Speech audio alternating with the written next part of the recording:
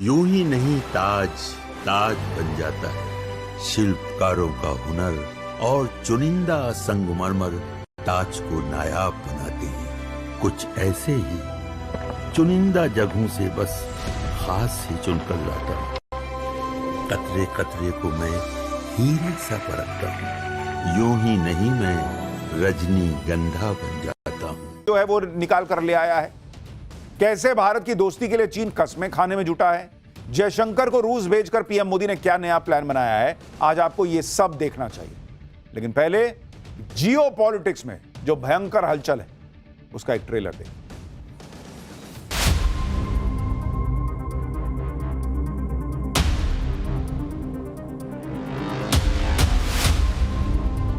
मोदी दीवार बन के खड़ा है।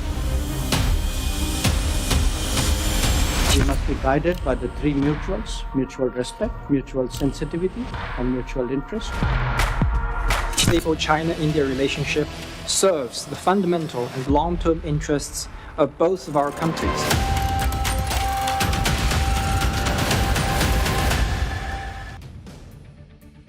सबसे पहले वो तस्वीरें देखिए जिसकी इस वक्त सबसे ज्यादा चर्चा हो रही है। चीन के विदेश मंत्री वांग यी कुछ देर पहले ही प्रधानमंत्री नरेंद्र मोदी से मिले हैं।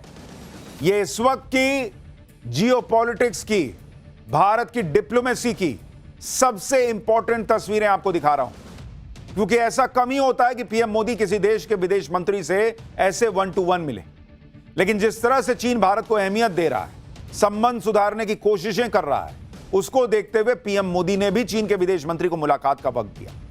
चीन के राष्ट्रपति शी जिनपिंग ने खास तौर पर चीन के विदेश मंत्री को भारत भेजा है कि वो पीएम मोदी को चीन यात्रा के लिए ग्राउंड तैयार कर सके। चीन ने अपने विदेश मंत्री को भारत भेजकर यह मैसेज दिया कि पीएम मोदी का चीन आना चीन के लिए कितना खास है और पीएम मोदी चीन के स्पेशल गेस्ट हैं, क्योंकि अक्सर ऐसे बड़े दौरे से पहले मेजबान देश अपने कृषि प्रतिनिधि को भेजता है। जैसे पीएम मोदी ने एनएसए डोभाल को रूस भेजा था ताकि वो इस साल रूस के राष्ट्रपति के भारत दौरे का ग्राउंड तैयार कर सके। इसी को देखते हुए चीन ने भी ऐसा ही किया। चीन के विदेश मंत्री के साथ बैठक में पीएम मोदी ने भी पक्का कर दिया कि वो एससीओ की मीटिंग के लिए अब चीन जा रहे हैं। यानी अब ये ऑफिशियल कॉन्फर्मेशन लग गई है, इस बात पर मिल गई है इस बात की कि पीएम मोदी चीन जाएंगे। और ये वो खबर है जो हमने आपको करीब 10 दिन पहले बता दी थी कि पीएम मोदी चीन जाने वाले हैं।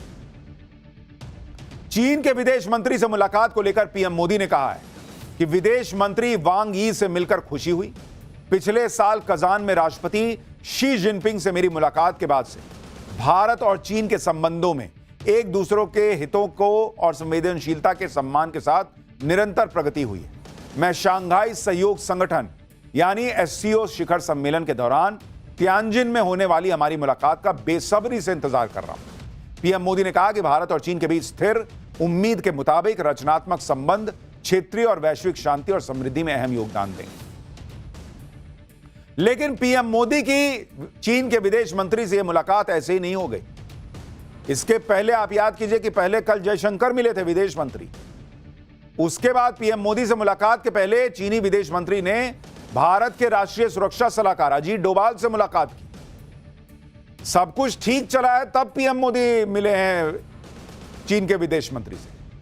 यह मुलाकात जो हुई अजीत डोभाल की, वो हैदराबाद हाउस में हुई और दोनों देशों के बीच सीमा विवाद पर बातचीत हुई। यह मुलाकात 24वें दौर की विशेष प्रतिनिधि वार्ता के तहत हुई, जिसका मकसद भारत चीन सीमा के विवाद को सुलझाना और लाइन ऑफ एक्चुअल कंट्रोल यानी एलएसी पर तनाव कम करके शांति स्थापित करना है। मुलाकात के दौरान अजीत डोभाल ने कहा कि दोनों देशों के रिश्तों में सुधार हो रहा है, जो कजान में ब्रिक्स समिट के दौरान पीएम मोदी और राष्ट्रपति शी जिनपिंग के बीच बनी सहमति की वजह से हुआ। चीन के विदेश मंत्री वांग यी ने भी कहा कि अगर दोनों देश आपस में और ज्यादा सहमति बनाते हैं तो यह भारत और चीन दोनों के लिए अच्छा होगा। यानी बॉर्डर विवाद को सुलझाने के लिए बातचीत आगे बढ़ रही है, क्योंकि चीन को भी समझ में आता है, सबको पता है कि चीन कब जाने में के पीछे पड़ा रहता है। लेकिन भारत ने क्लियर कर दिया कि भाई बॉर्डर पे ये सब करोगे तो फिर ये दोस्ती नहीं हो सकती, ये तमाशा ना करना। मौका मांग रहे हो तो दे रहे हैं। और भारत और चीन के बीच यही सबसे बड़ा मसला रहता है, बॉर्डर वाला। सुनिए चीन के विदेश मंत्री से मीटिंग के बाद एनएसए अजीत डोभाल ने क्या कहा, फिर आपको बताता हूं कि चीन यहां भारत में खड़ा होकर कैसे ट्रंप को ऐसी ऐसी बातें बोल रहा है कि ट्रंप को भी सुन के लगेगा कि क्या ही हो रहा है। लेकिन पहले अजीत डोभाल को सुनिए। And I'm very happy that since then, in the last 9 months, there has been an upward trend. Borders have been quiet. There have been peace and tranquility. Our bilateral engagements have been more substantial.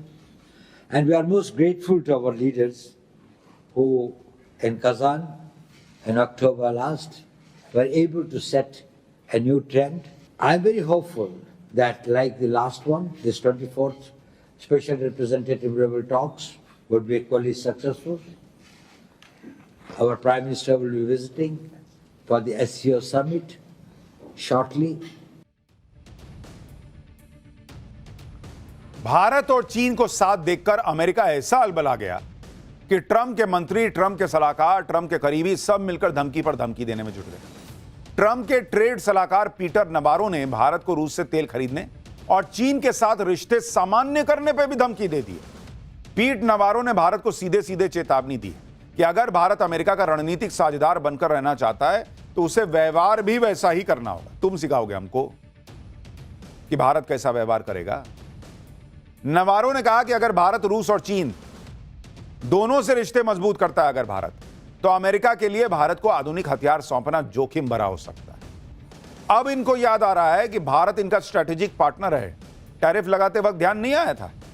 तब तो सोच रहे थे कि भाई हम जैसा बोलेंगे भारत कर देगा, भारत अपने हिसाब से चलता है। तो अब कह रहे हैं कि चीन से काहे दोस्ती कर रहे हो, पाकिस्तान से तुम दोस्ती कर रहे हो। हमने पूछा कि मुनीर को क्यों लंच करा रहे हो। इनको यह बात याद नहीं आई जब भारत पर टैरिफ लगा रहे थे। इनको तब यह बात याद नहीं आई जब मुनीर को ये लोग लंच करवा रहे थे। ट्रंप के लोग तो फ्रस्ट्रेशन में इसलिए धमकियां देने पर आ गए। लेकिन आप चीन को देखिए कि चीन के विदेश मंत्री ने भारत में खड़े होकर अमेरिका को कह दिया कि यह सब धौंस नहीं चलेगी। चीन के विदेश मंत्री वांग यी ने अमेरिका को सुना दिया कि दुनिया में एक तरफा दबाव और धौंस की प्रवृत्ति बढ़ रही है, लेकिन अब दुनिया बदल रही है और किसी का एक तरफा फैसला नहीं चलेगा। वांग यी ने कहा कि यह जरूरी है कि भारत और चीन इस समय एक दूसरे को प्रतिद्वंदी या खतरा ना समझे। दो सबसे बड़े विकासशील देशों के रूप में चीन और भारत को वैश्विक जिम्मेदारी की भावना दिखानी चाहिए। यानी चीन अमेरिका को सुना रहा है कि धौंस ना दिखाओ हमको, और चीन तो ट्रंप को सुना ही रहा है। उधर अमेरिका के अंदर भी ट्रंप की भयंकर छीछा लेदर हो रही है, जिसके बारे में आगे बताऊं। पहले चीन के विदेश मंत्री को सुन लीजिए, जो कह रहे हैं कि जो बीत गया सो बीत गया। अब पीएम मोदी और शी जिनपिंग के नेतृत्व में दोनों देश के रिश्ते सुधर रहे हैं। The setbacks we experienced in the past few years were not in the interests of the people of our two countries. And then in October last year, President Xi Jinping and Prime Minister Modi had an important meeting in Kazan. That meeting pointed the direction for the development of our bilateral relations and provided impetus for the proper settlement of the boundary question. The Chinese side attaches great importance to the Prime Minister's visit to China to attend the SCO summit. History and reality proves once again that a healthy and stable China-India relationship serves the fundamental and long-term interests of both of our countries. आप सुन रहे हैं, चीन कह रहा है कि प्रधानमंत्री नरेंद्र मोदी की चीन यात्रा को हम बहुत अहमियत देते हैं और चीन और भारत की दोस्ती रहती है तो दोनों देशों के लिए अच्छा रहता है। आप यह भी देखिए कि चीन भारत से दोस्ती की सिर्फ कस्में ही नहीं खा रहा, बल्कि चीन भारत के लिए वो सब करने जा रहा है जो उसने अमेरिका के लिए भी नहीं किया था। जिस रेयर अर्थ के लिए अमेरिका चीन से गिड़गिड़ा रहा था, वो रेयर अर्थ चीन अब भारत को देने के लिए एक झटके में तैयार हो गया है। रेयर अर्थ हो या फिर फर्टिलाइजर हो या फिर हेवी मशीनरी हो, चीन ने साफ इशारा कर दिया है कि वो भारत से दोस्ती के लिए कुछ भी करने के लिए तैयार है। इसी साल अप्रैल में चीन ने रेयर अर्थ मैग्नेट्स के निर्यात को सीमित कर दिया था। भारत चीन से करीब 90% रेयर अर्थ एलिमेंट्स इंपोर्ट करता है। भारत का electric vehicle sector 90% rare earth elements का इंपोर्ट चीन से ही करता है। इसी तरह चीन ने 2023 में फर्टिलाइजर के निर्यात को बंद कर दिया था। भारत के कुल यूरिया इंपोर्ट की 26% सप्लाई चीन से होती है। चीन ने भारत को भेजे जाने वाली टनल बोरिंग मशीन्स के निर्यात पर भी रोक लगा दी थी। लेकिन अब चीन यह भरोसा दे रहा है कि भाई क्या बात कर रहे हो, तीनों चीजों की सप्लाई में कोई दिक्कत नहीं आने देंगे हम, ले जाओ। गजब ही हो रखा है भाई। जिस रेयर अर्थ मैग्नेट्स की हम बात कर रहे हैं, आप उसकी अहमियत समझिए कि चीन अगर भारत के लिए अपने रेयर अर्थ रिसोर्स से जुड़ी पाबंदियां हटाएगा तो यह कितनी बड़ी बात होगी। दरअसल चीन के पास दुनिया का सबसे बड़ा रेयर अर्थ भंडार है। चीन अभी फिलहाल 69% रेयर अर्थ मिनरल कंट्रोल करता है दुनिया का। चीन 70% रेयर अर्थ एलिमेंट्स का खनन और 90% एलिमेंट्स की रिफाइनिंग करता है। यानी रेयर अर्थ से जुड़े रिसोर्स पर चीन का दुनिया में वर्चस्व है। यह चीन की ताकत है। दुनिया में जो हाई एंड टेक्नोलॉजी प्रोडक्ट्स हैं, जैसे इलेक्ट्रिक व्हीकल हो गए, ड्रोन, बैटरी स्टोरेज, इन सब के लिए रेयर अर्थ रिसोर्स लगते हैं। इसलिए रेयर अर्थ रिसोर्स आज की तारीख में किसी सोने के भंडार से कम नहीं है और ये हर जगह मिलते नहीं, इसलिए उन्हें रेयर अर्थ कहा जाता है। तो भारत के लिए, ये भारत की ऑलरेडी रॉकेट बनी हुई इकोनॉमी के लिए एक और बड़ी महत्वपूर्ण खबर है कि चीन कह रहा है कि भाई हम तैयार हैं, ले जाओ हमारे यहां से रेयर अर्थ, ले जाओ हमारे यहां से तुम फर्टिलाइजर। अमेरिका जैसा ताकतवर देश भी रेयर अर्थ मटेरियल्स की अपनी जरूरतों के लिए चीन पर निर्भर रहता है। अगर चीन ने यह सप्लाई रोक दी तो अमेरिका के लिए भी दिक्कत आ सकती है। अप्रैल में जब चीन ने रेयर अर्थ रिसोर्सेज के निर्यात को सीमित किया था, चीन ने यह फैसला अमेरिका को टारगेट करने के लिए किया था। लेकिन इसकी चपेट में भारत और बाकी देश भी आ गए, क्योंकि अमेरिका ने चीन के प्रोडक्ट्स पर अतिरिक्त टैरिफ लगाया था। जवाब में चीन ने यह भी एक्शन लिया कि अमेरिका टेंशन में आ गया, क्योंकि ऐसा दावा है कि अमेरिका 70 से 80% रेयर अर्थ मटेरियल चीन से ही मंगवाता है। यहां तक कि अमेरिका में F-35 जैसे फाइटर जेट हो या घातक ड्रोन, सब में चीन के रेयर अर्थ मिनरल्स का इस्तेमाल होता है। इसलिए भी ट्रंप की हैसियत नहीं होती कि वो चीन पर कहे कि मैं तुम पे इतना एक्स्ट्रा टैरिफ लगा रहा हूं, वो लगा रहा हूं। बहुत सोच के बोलना पड़ता है, क्योंकि उनको पता है कि रेयर अर्थ मटेरियल नहीं मिलेगा तो अमेरिका में भी बवाल मच जाएगा। अमेरिका के लिए रेयर अर्थ रिसोर्स कितने अहम है, इसे आप इसी बात से समझ सकते हैं कि जून में जब डोनाल्ड ट्रंप ने यह दावा किया कि उन्होंने चीन से डील कर ली, तब ट्रंप ने कहा था कि चीन अमेरिकी कंपनियों को रेयर अर्थ एलिमेंट देगा और बदले में अमेरिका चीन के छात्रों को अमेरिकी कॉलेज में पढ़ने की इजाजत देगा। लेकिन अब चीन बिना किसी शर्त के अपने रेयर अर्थ रिसोर्सेज के दरवाजे भारत के लिए खोलने को तैयार हो गया।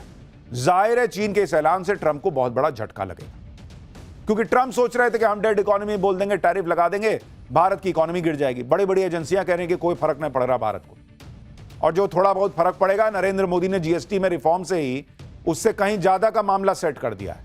और अब अगर ये रेयर अर्थ मिलना शुरू हो गया, फर्टिलाइजर्स की सप्लाई बढ़ गई, तो भारत का कृषि क्षेत्र से लेकर भारत का बाकी इंफ्रास्ट्रक्चर और बाकी जो बिजनेस है वो भी इतना तेजी से बढ़ेगा कि ट्रंप के टैरिफ का कोई फर्क ही नहीं पड़ना बॉस। और दोस्ती के लिए एक कदम आगे बढ़ाते हुए अगर चीन भारत को रेयर अर्थ मैग्नेट्स की सप्लाई करेगा, वो एक तरफ भारत से दोस्ती निभाएगा और ट्रंप से दुश्मनी, क्योंकि अमेरिकी राष्ट्रपति ट्रंप ने भारत पर टैरिफ लगाया हुआ है। ट्रंप को लग रहा है कि इससे भारत की अर्थव्यवस्था पर असर पड़ेगा। दूसरी तरफ चीन अगर रेयर अर्थ एलिमेंट्स को लाकर भारत की मदद करेगा, देकर भारत की मदद करेगा, तो भारत की अर्थव्यवस्था को और ज्यादा रफ्तार मिलेगी। आज ही संसद में वाणिज्य और उद्योग राज्य मंत्री जितिन प्रसाद ने माना कि रेयर अर्थ मैग्नेट्स पर चीन की पाबंदियों की वजह से भारत को नुकसान हो रहा है। भारत की घरेलू इंडस्ट्री प्रभावित हो रही है, सप्लाई चेन रुकी हुई है, इलेक्ट्रिक व्हीकल मैन्युफैक्चरर्स को दिक्कतें आ रही हैं। मंत्री जितिन प्रसाद ने यह भी बताया कि रेयर अर्थ एलिमेंट्स की सप्लाई के लिए भारत दूसरे देशों से बात भी कर रहा है। Australia, Argentina, Zambia, Peru, Zimbabwe, Mozambique, Malvi जैसे देश के साथ द्विपक्षीय समझौते किए जा रहे हैं। यानी ऐसा नहीं है कि चीन ने रोक लगाई तो भारत हाथ पे हाथ धर के बैठ गया। भारत भी चीन का विकल्प तलाश रहा था, लेकिन चीन ने कहा कि भाई अपन दोनों दोस्त, मेरा माल तेरा माल, दोनों एक कप में कॉफी पिएंगे। मतलब ऐसा वाला हिसाब है, लेकिन ले जाओ वैसा वाला चीज अभी चल रही है। इतना ही नहीं, मोदी सरकार खुद भी रेयर अर्थ मटेरियल की खोज में लगी हुई। जैसे अरुणाचल प्रदेश में रेयर अर्थ एलिमेंट्स का बड़ा भंडार मिलने का दावा किया गया। जून में मिनिस्ट्री ऑफ माइंस ने अरुणाचल प्रदेश के पापुम पारे जिले में नियोडीमियम का भंडार मिलने का अनुमान जताया है। नियोडीमियम एक अहम रेयर अर्थ एलिमेंट है जिसका इस्तेमाल इलेक्ट्रिक वाहनों में किया जा सकता है। इसी तरह असम और मेघालय में भी रेयर अर्थ एलिमेंट से भरपूर मिट्टी मिली है। मध्य प्रदेश के सिंगरौली में भी रेयर अर्थ एलिमेंट्स के भंडार मिलने की उम्मीद है। स्वतंत्रता दिवस पर पीएम मोदी ने इसका जिक्र भी किया था। उन्होंने बताया था कि कैसे देश के 1200 से ज्यादा स्थानों पर क्रिटिकल मिनरल की खोज ऑलरेडी चल रही है। एक बार उसको भी सुनिए, फिर बताता हूं कि और क्या चीन ऐसा कर रहा है जो भारत के लिए बहुत बड़ी खुशखबरी है।